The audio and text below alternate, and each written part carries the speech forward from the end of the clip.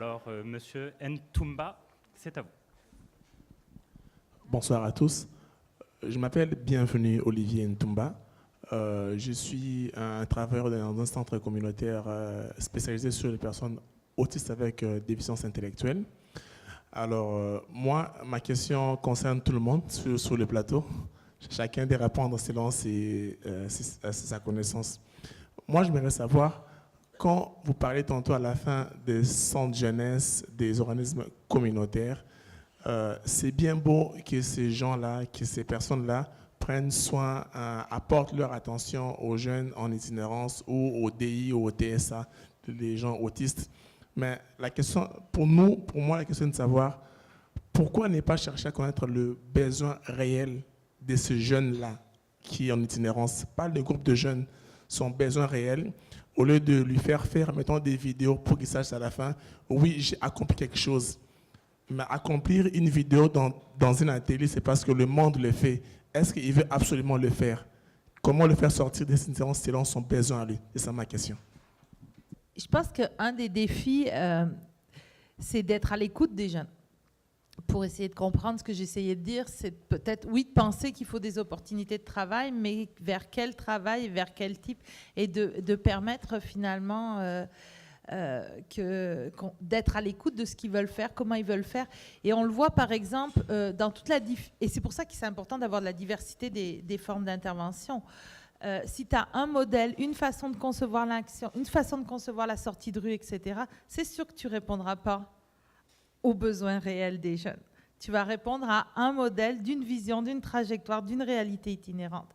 On l'a vu, par exemple, il y a énormément de pression sur le Housing First au Canada et il y a une étude qui a été faite à London où on a demandé à des jeunes tout particulièrement qu'est-ce qu'ils préféraient entre le Housing First et le Treatment First. Et en fait, tu te rends compte qu'il y a des jeunes qui veulent du logement, oui, en premier. Puis il y en a qui veulent du traitement. Puis il y en a qui veulent les deux. Puis il y en a qui veulent autre chose encore. Puis c'est ça aussi, c'est donc d'arriver à avoir comme société une pluralité de perspectives et de façons de faire et de concevoir et d'être à l'écoute de ces jeunes-là, mais d'être surtout à l'écoute d'avoir la nécessité d'avoir une diversité d'intervention. Merci beaucoup. Monsieur Urtubise, vous voulez réagir là-dessus? Oui, rapidement, je dirais qu'à mon avis, il faut faire attention sur le monopole de certaines notions. Et une des notions qui a un monopole très important dans les milieux d'intervention, c'est celle de besoin. Et je pense qu'il faut faire attention, c'est important de l'utiliser parfois, et c'est important de prendre des distances par rapport à cette notion-là parfois. Je pense entre autres aux approches du rétablissement, par exemple, qui vont partir non pas juste du besoin, mais du rêve et du projet. Alors, je ne vais pas faire tout le tour de la manière dont dans la littérature on a prouvé l'efficacité de ça, mais si on est trop centré sur les besoins, ça peut avoir des effets pervers assez graves aussi. Je ne dis pas qu'il ne faut pas s'en occuper, mais il faut faire attention à ce monopole du besoin. Merci beaucoup. Une dernière intervention, Madame Gressler. Très, très rapide. Allez-y, allez-y. Comme je sais faire. Donc, non, ce que je voulais dire, c'est enfoncer le clou un petit peu sur ce que je disais finalement. C'est pour ça qu'on en est arrivé, avec les Auberges du Cœur, à mettre en avant l'idée du lien d'abord. Parce qu'on n'empêchera pas les trajectoires irrégulières, les essais-erreurs, comme on le dit souvent dans l'intervention. On ne pourra pas répondre à tous les besoins, mais j'ose plus le dire maintenant, des jeunes qui ont besoin aussi d'essayer de trouver par ce biais-là ces différentes expériences, donc leur projet d'avenir, si je puis dire. Et donc voilà, c'est l'idée du lien d'abord. C'est pour ça que je voulais en parler dans ma présentation. Merci beaucoup. On va prendre une autre question. C'était par ici? Ouais. Oui, je suis Céline. Bonsoir, France. Oui, présentez-vous. Mon nom, c'est France Labelle. Je suis directrice du Refuge des jeunes de Montréal. Merci. J'ai trouvé ça très intéressant, ce qui a été élaboré ce soir. C'est sûr que je suis une vieille routière, fait que donc, il y a des choses que j'ai eu le bonheur d'entendre et de partager. Des petits bémols, ceux et celles qui me connaissent savent. Puis, M. Urtubis, vous avez ouvert la porte au repérage, bien sûr.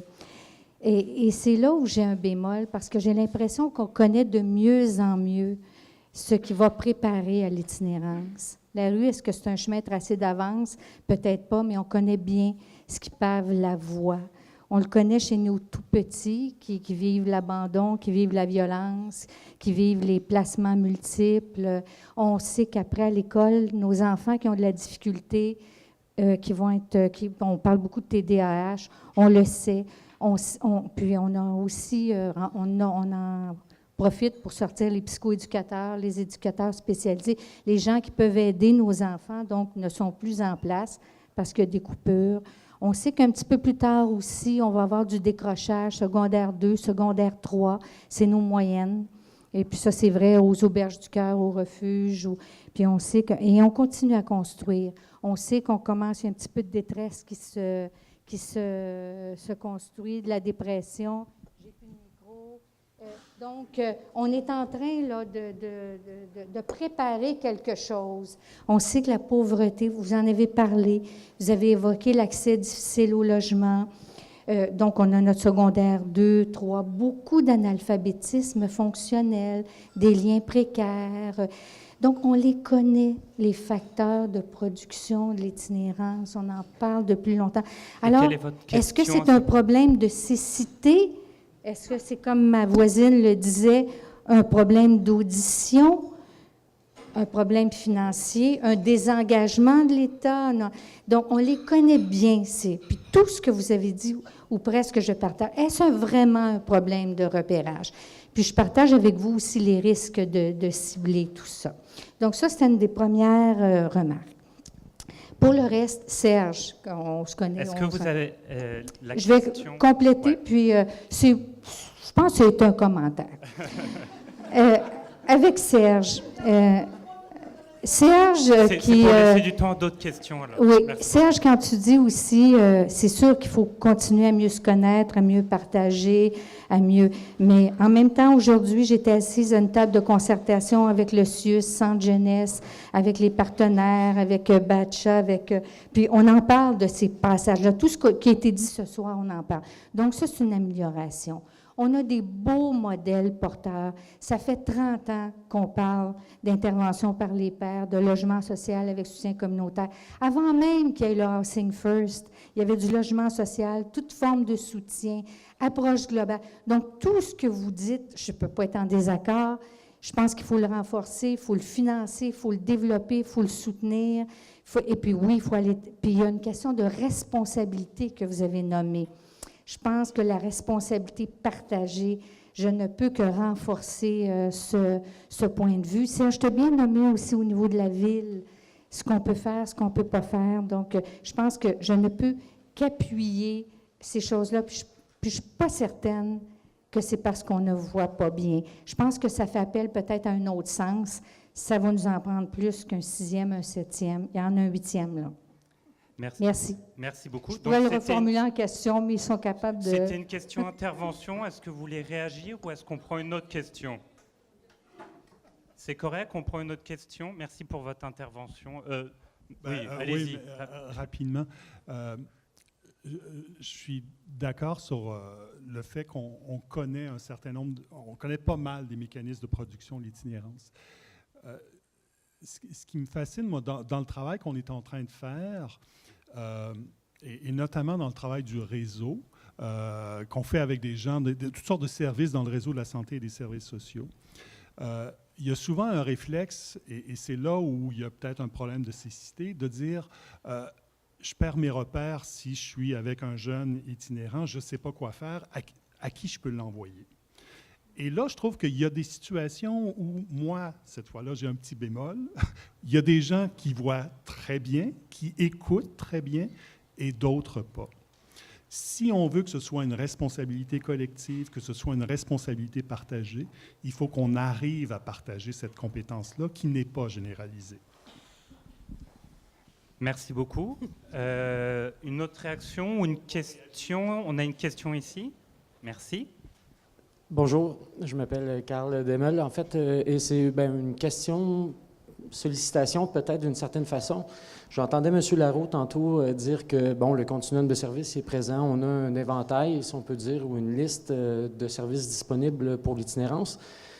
Puis, bon, on doit se poser la question de savoir qu'est-ce qui cloche, qu'est-ce qui ne marche pas. Et je me pose toujours la question de savoir si ce n'est pas une question d'attitude d'une certaine façon, voire même peut-être une question de sémantique, dans la mesure où on a souvent évoqué la question de sortie de rue. Mais il semble que dans tous les discours, en fait, la sortie de rue implique littéralement une sortie de la rue. Et bon, j'entendais M. Urtubise tantôt dire que, bon, c'est ça, la rue, c'est une chose, on peut en sortir. Mais la question, en fait, c'est qu'est-ce qui peut se passer dans la rue comme telle? Est-ce qu'il ne peut pas avoir une sortie de rue dans la rue qui s'opère? Et là, on ne rentrait pas dans une question de besoin, de limitation de besoin, où on respecterait à la lettre la hiérarchie de Maslow, mais qu'on irait peut-être en une façon inversée, où on verrait que l'actualisation de soi est souvent une condition de négociation de la sortie de rue pour plusieurs jeunes qui s'y trouvent. À savoir que, bon, si je vais accepter les compromis que la société adulte me demande, comme toutes les autres institutions, on parlait de filiation, de celle de payer des billes, de devoir assumer des responsabilités, de maintenir une job, d'assumer en fin de compte une autonomie financière pour être capable d'assouvir ces besoins-là. Je vais le faire dans une condition où je vais avoir rétabli ou réconcilié, si on peut utiliser cette métaphore, en fait, avec le monde adulte qui a souvent été une source de violence ou une source, en fait, d'ostracisation qui les a, dans une première mesure, emmenés à la rue.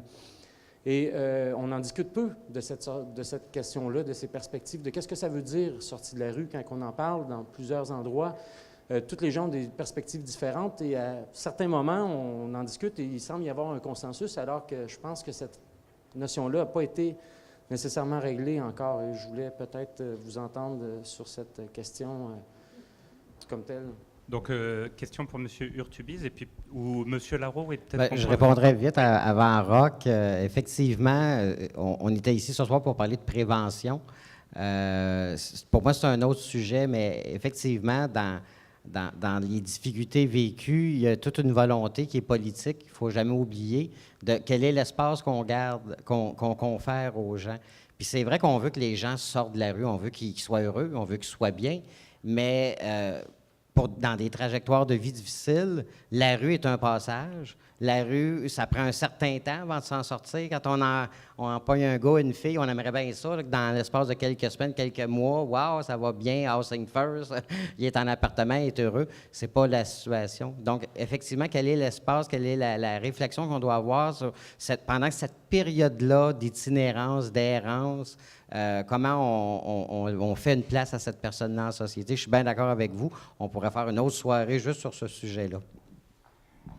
Merci. Notre réaction, soit oui, M. Urtubise ou M. Palardi. Non, mais moi, je trouve ça intéressant et ça résonne ce que vous avez dit.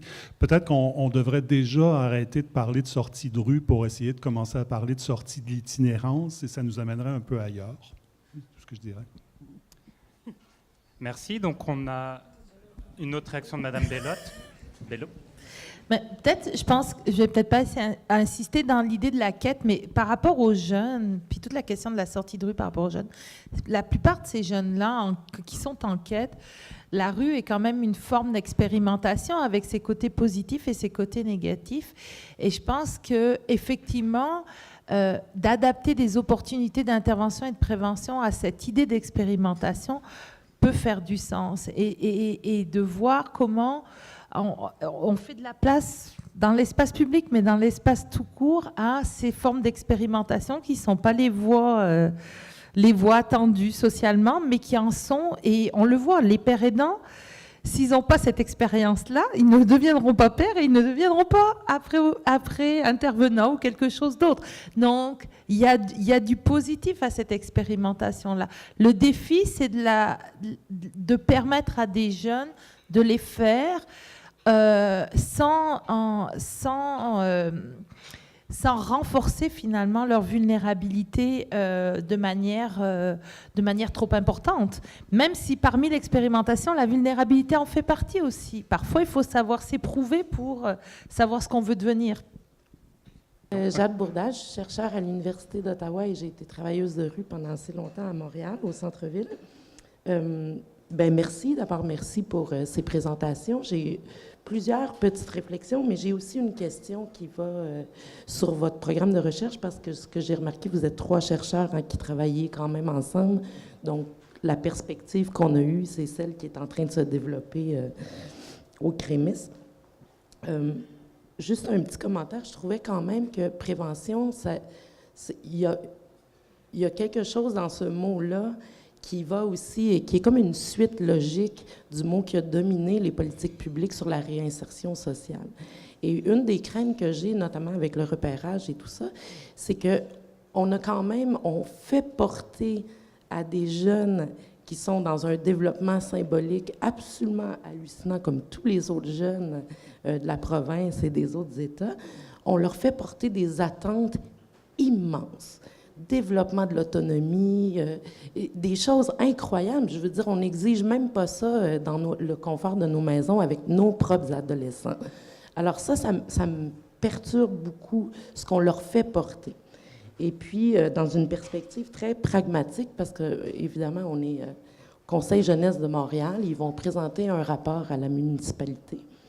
Et moi, mon inquiétude, c'est que dans la suite de ce que France disait, les déterminants sociaux font aussi partie des choses qu'on leur fait porter.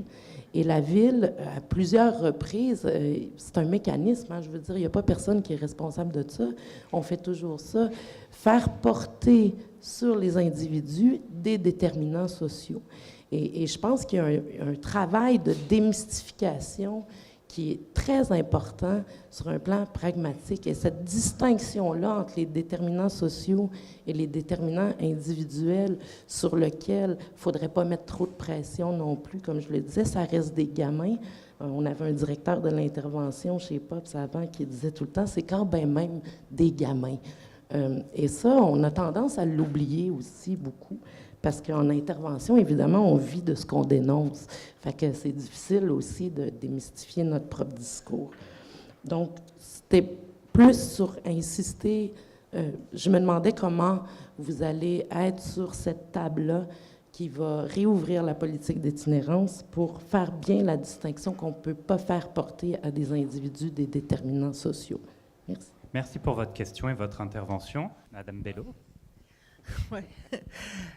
D'abord, l'affaire de repérage, nous, on s'en mêle pas. Voilà comment on brise une solidarité nette et réglée. Donc, non, mais c'est clair que... c'est clair qu'il y a un défi à faire reconnaître les productions sociales de l'itinérance, de la même façon qu'il y a un défi à faire reconnaître le droit de cité des populations marginalisées dans l'espace public. Et effectivement, il y a un défi à toujours ramener ça, à toujours l'évoquer, à toujours le nommer, et après on a des problèmes d'audition puis de cécité.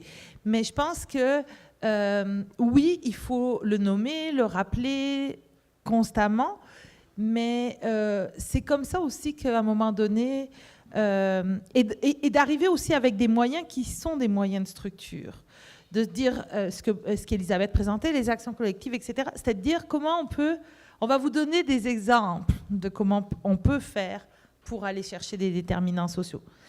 Et je pense que c'est ça qu'on peut malheureusement se contenter. On est dans une société de la responsabilisation individuelle et les institutions vont aussi être là-dedans. Alors, j'ai l'impression qu'on a répondu un peu à ma question dans la dernière réponse. Moi, je suis Dave, je travaille dans la rue, ça fait 15 ans que je suis dans le domaine, j'ai étudié à l'UQAM aussi, l'itinérance me touche beaucoup, puis j'ai lu beaucoup d'articles. Les résultats qu'on me nomme aujourd'hui, on les connaît bien, je pense, beaucoup de nous les connaissent très bien. Puis, au-delà des politiciens, au-delà de la municipalité, au-delà des intervenants qui travaillent dans le domaine, moi, je me demande comment est-ce qu'on fait pour sensibiliser le 1% qui détient beaucoup de richesses et comment on fait aussi pour sensibiliser la classe moyenne et aussi la classe pauvre. Comment est-ce qu'on fait pour amener ces super belles réflexions, ces super belles recherches, les vulgariser pour ce que les gens, la population générale, puissent avoir accès pour voir un changement social éventuellement? Monsieur Larreau, peut-être, ou Monsieur Urtubise? Ben, vite. Écoutez, tantôt, on a parlé de volonté politique, puis il y a une volonté citoyenne, effectivement. Comment on amène les citoyens?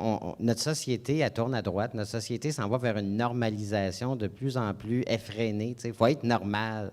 Quand on a commencé, puis je pense à la France, on se souvient à l'époque, les années 80, c'était les marginaux. Ah, mon Dieu, les marginaux, Après ça, il y a eu une espèce de clivage vers les personnes marginalisées. Tout à coup, tu changeais le paradigme. Là, c'était finalement, il y avait une prise de conscience que c'était peut-être la société qui créait des marginaux puis qu'il y avait cette vision-là. Aujourd'hui, on revient encore beaucoup à cette notion-là de marginalité. C'est donc grave de ne pas être dans la norme, et il faut continuer à faire le débat dans la société puis à continuer à faire comprendre aux gens que ben, écoute, c'est ça. C'est pas obligé de faire porter sur le dos, comme disait madame, tout est de ta faute. Les déterminants sociaux, c'est de ta faute. Puis tu es un échec, puis tu es ici, tu es ça. On peut-tu comprendre qu'il y a des gens qui ont des vies difficiles, puis qui empruntent des chemins qui sont différents, et des grandes campagnes sociétales, des grandes campagnes sur la pauvreté. Moi, en 25 ans, j'en ai pas vu tant que ça.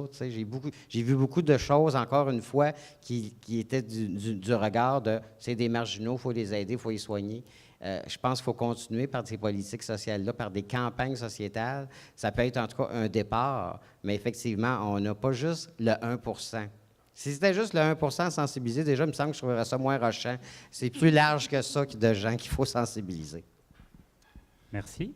J'ai pas la réponse à cette question-là. On n'a pas non plus, quand on fait de la recherche, la prétention d'avoir toutes les réponses. Souvent, il y a plus de questions, je dirais. Moi, j'ai dans le travail que je fais une vision des petits pas. Je trouve que l'enjeu pour moi actuellement, dans ce travail et dans les mandats que j'ai acceptés et que Céline me reproche d'avoir acceptés, l'objectif de faire en sorte que... c'est vrai, ça fait des années, il y a un certain nombre de personnes qui sont ici, j'étais au CRI, avec qui on a eu l'occasion de travailler, et il y a un noyau de gens dédiés qui font des choses passionnantes en matière d'itinérance. Il faut élargir ça. Il faut que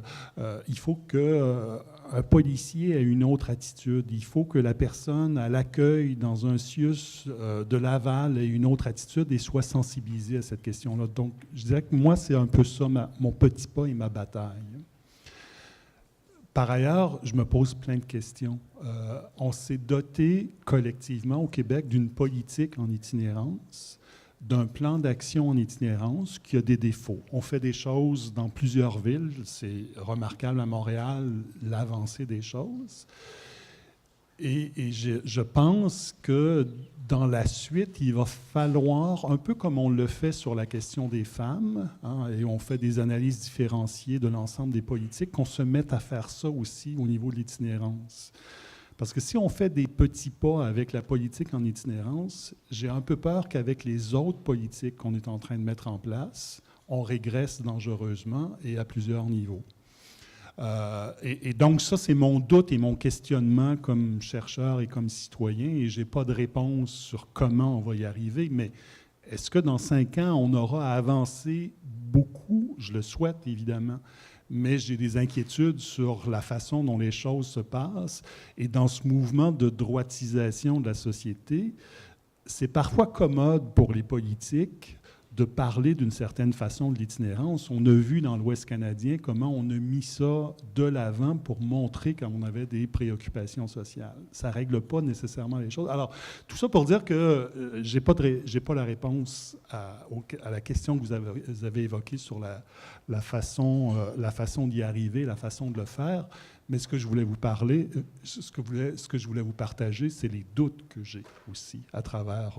on n'a pas que des réponses en recherche, on a souvent plus de questions et de doutes que de réponses. Merci beaucoup.